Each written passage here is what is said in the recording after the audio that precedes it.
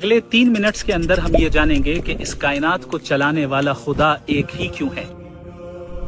कुरान करीम में अल्लाह रब्बुल आलमीन फरमाते हैं, लौ कान फीहिमा आलिहतुन इल्लल्लाह लफसदता। अगर इस जमीन और आसमान में, इस कायनात में एक से जायद खुदा होते तो ये कायनात तबाह हो जाती और खत्म हो जाती। इस चीज को समझना कोई मुश्किल नहीं है, बल्कि इस चीज को हम बहुत ही सिंपल सी मिसाल के जरिए समझ सकते हैं। इमेजिन करें कि एक कार है और उस कार के चलाने वाले 2 ड्राइवर्स हैं और दोनों के पास इंडिपेंडेंट विल है और दोनों के पास कंप्लीट कंट्रोल है स्टीयरिंग पर। क्या ये कार प्रिसाइजली अच्छे अंदाज में चलते रह पाएगी?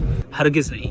नतीजा ये निकलेगा कि ये कार क्रैश कर जाएगी, क्योंकि जब 2 ऐसे ड्राइवर्स हैं जिनके पास इंडिपेंडेंट व्हील्स हैं, तो एक चाहेगा कि हम राइट लें और दूसरा चाहेगा कि हम लेफ्ट लें, और नतीजा ये निकलेगा कि ये कार क्रैश कर जाएगी और तबाह हो जाएगी।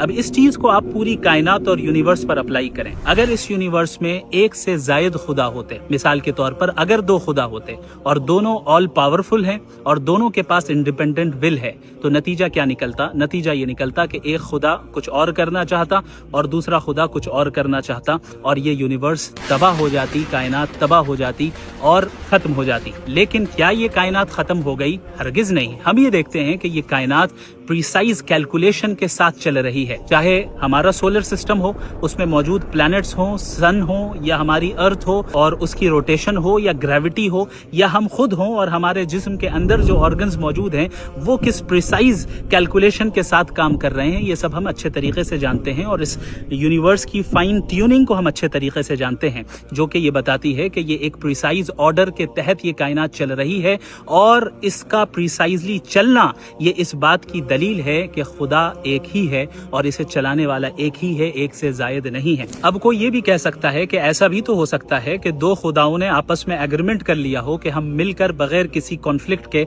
इस यूनिवर्स को प्रिसाइज निजाम के तहत चलाएंगे। तो ऐसी सूरत में जब 2 खुदाओं के दरमियान एग्रीमेंट हो जाए तो दोनों एक दूसरे के पाबंद हो गए और एक दूसरे के मोहताज हो गए, और मोहताज हो जाना और दूसरे का पाबंद हो जाना ये खुद नक्स है, कमी है, ऐब है खुदा की जात के लिए। जो जात दूसरे की पाबंद हो और दूसरे की मोहताज हो वो खुदा हो ही नहीं सकती। लिहाजा खुदा चूंकि ऑल पावरफुल है और हर ऐब से पाक है और इंडिपेंडेंट विल रखता है, लिहाजा वो एक ही है और इस कायनात का निजाम खुद ये चीज बता रहा है। दूसरी सूरत ये हो सकती है कि एक खुदा दूसरे खुदा पर गालिब आ जाए। ऐसी सूरत में भी वो खुदा जो हार गया और मगलूब हो गया वो खुदा ही कहाँ रहा, वो ऑल पावरफुल नहीं रहा। और खुदा ऑल पावरफुल है जो कभी नहीं हारता। एक खुदा को मानना और तौहीद को मानना, वननेस ऑफ गॉड को मानना, ये कोई अंधी तकलीद नहीं बल्कि एक लॉजिकल नेसेसिटी है। जज़ाकुमुल्लाहु खैर।